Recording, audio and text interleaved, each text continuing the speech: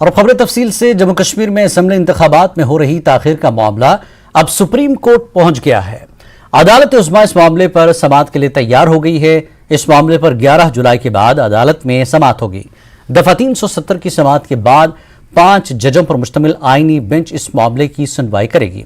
Supreme court ने अर्जी की कॉपी मरकज को देने के लिए कहा है।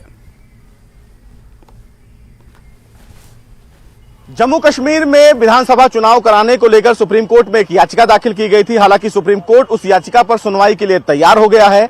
सुप्रीम कोर्ट ने याचिकाकर्ता को यह कहा है कि याचिका की कॉपी केंद्र सरकार और चुनाव आयोग को दी जाए।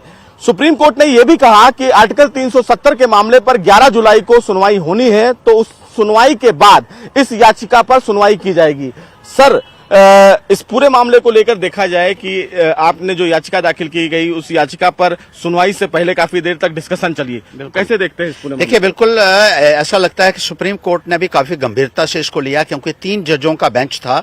चीफ जस्टिस ऑफ इंडिया की अध्यक्षता में, श्री चंद्रचूड़ जी की अध्यक्षता में, और उसमें काफी देर तक इसके ऊपर चर्चा की गई, विचार विमर्श हुआ, और उसके बाद उन्होंने कहा कि इसकी कॉपीज जो हैं वो सप्लाई की जाएंगी यूनियन ऑफ इंडिया को और इलेक्शन कमीशन ऑफ इंडिया को, और अगली डेट जो है वो 11 जुलाई के बाद तय की जाएगी और इसमें विस्तार पूर्वक इस मुद्दे के ऊपर सुनवाई भी की जाएगी। हमारा यही कहना था कि जल्द से जल्द चुनाव जो है वो जम्मू कश्मीर में होने चाहिए, क्योंकि पिछले 5 वर्षों से सेंट्रल रूल जम्मू कश्मीर में चल रहा है। पिछले इलेक्शन 2014 में हुई थी, 2018 में उस असेंबली को भंग कर दिया गया, और 2018 से लेकर आज तक यानी 2023 तक केंद्र शासन यहां चल रहा है। राष्ट्रपति महोदय के माध्यम से जम्मू कश्मीर के शासन को चलाया जा रहा है। यहां बाबू लोगों को लाया गया है जिनको जम्मू कश्मीर के हालात की जानकारी नहीं है।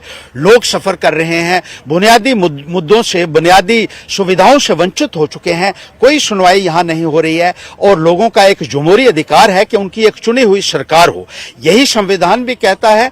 और सुप्रीम कोर्ट की जो पुरानी जजमेंट्स में, उसमें भी ये कहा गया है कि इलेक्शंस जो हैं वो वक्त पे होने चाहिए, पीरियोडिकली होने चाहिए।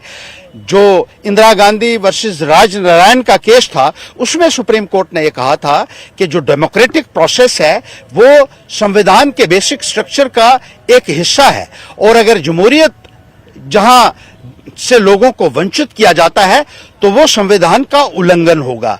इसी तरीके से स्पेशल रेफरेंस में सुप्रीम कोर्ट ने यह कहा है कि जहां भी प्रीमेच्योरली असेंबली डिसॉल्व हो, वहां 6 महीने के अंदर अंदर चुनाव हो और लोगों को एक चुनी हुई सरकार मिलनी चाहिए। ये सारा संविधान का उल्लंघन है, सुप्रीम कोर्ट के आदेशों की अवहेलना है। इसलिए हमने सुप्रीम कोर्ट का दरवाजा खटखटाया और वहां से हमें बहुत पॉजिटिव रिस्पांस मिला है। Supreme court